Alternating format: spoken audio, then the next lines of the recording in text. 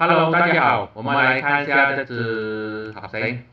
好评呢，在底部呢盘整了一段长时间之后呢，就突破了这个筹码阻力线，也就是这个位置。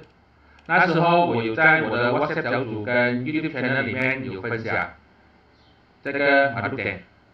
它突破之后呢，就有一个回调、回撤，又是再次的突破这一个筹码峰。现在呢，就有两个的这个大筹码峰正在支撑住它好像有点慢下来了。它的下一个阻力线肯定就是这一个筹码峰的最高价4.22，也就是过去历史的筹码阻力线、灰色线跟蓝色线4.22。它被4.22挡下来，支撑呢就是3.87，3.87也就是这个筹码峰的最高价。只要它没有跌破3.87，都是 OK 的，都是可以持有的。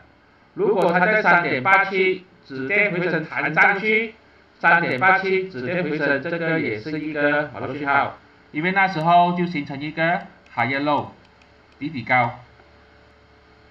弹上去之后，如果再突破这个前高4.22，这个就是一个加仓的马路点。所以我们现在就看它有没有机会在3.87弹上去，止跌回升弹上去3.87马路讯号，那时候应该很大机会呢突破这个4.22，突破的话可以加仓。